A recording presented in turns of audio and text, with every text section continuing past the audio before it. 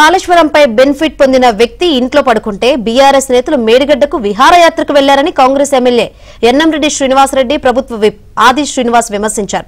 కాళేశ్వరం ప్రాజెక్టుల అక్రమాలతో కేసీఆర్ ఫ్యామిలీ ప్రజాధనం దోచుకుందని వారు ఇవాళ హైదరాబాద్ లో ఆరోపించారు. మేడిగడ్డ ప్రాంతాన్ని సెలెక్ట్ చేసుకున్నప్పుడే దోపిడీకి రంగం సిద్దమైందన్నారు.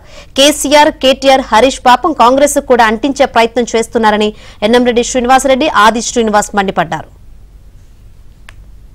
నిన్న తెలంగాణ ప్రజలందరికీ కూడా ఎంటర్టైన్మెంట్ 60 మంది జోకర్లు, పెద్ద జోకర్ను ఇంకో చిన్న జోకర్ను తీసుకొని బస్సులో విహారయాత్రకు పోయింది.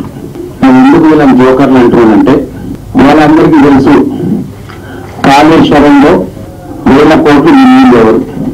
కేసీఆర్ కుటుంబానికి దక్కింది ఫలం. ఎవరైతే ప్రిన్సిపల్ బెనిఫిషియర్ ఉన్నారో కేసీఆర్ గారు, ఆయన ఆయన మాట్లాడతలేరు కాళేశ్వరం మీద.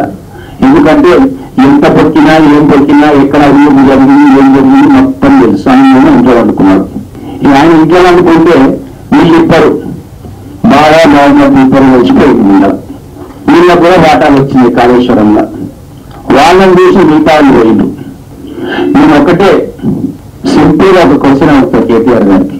ఇంత చదువు చదువుకున్నావు కదా, స్టేబుల్ గా నిలబెట్టు.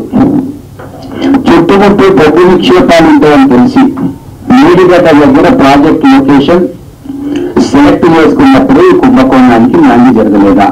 రాష్ట్రాన్ని అప్పుల కుప్ప రాష్ట్రంగా మార్చిందని చెప్పని ప్రతిపక్షానికి పరిమితం చేసే సందర్భంలో ఆ ఓటమిని జీర్ణించుకోలేక ఇంకా మేమే అధికారంలో చెప్పినటువంటి పొగరు మాటలు ఇంకా తగ్గకుండా రాబో పార్లమెంట్ ఎన్నికల్లో ఒక సీటు కూడా గెలవలేమని మన సర్వేల్లో తేలిన తర్వాత ప్రజలకు కాళేశ్వరం అంశంలో క్షమాపణ చెప్పాల్సింది పోయి, కృష్ణా జలాలకు సంబంధించిన అంశంలో ప్రజలకు క్షమాపణ చెప్పాల్సింది పోయి, ఈ ప్రభుత్వం ఏర్పడిన తర్వాత ప్రజలకు జవాబుదారీతనంతో గత ప్రభుత్వం చేసినటువంటి అవినీతి అక్రమాలు, నాణ్యత ప్రమాణం లేకుండా కట్టిన కట్టడాలను ఎన్నికలకు ముందే వాళ్ళ అధికారంలో ఉన్నప్పుడే మేడిగడ్డ 20 పిల్లల దగ్గర కుంగిపోతే ఉన్న నీటిని వదిలేసింది ఆ ప్రభుత్వం.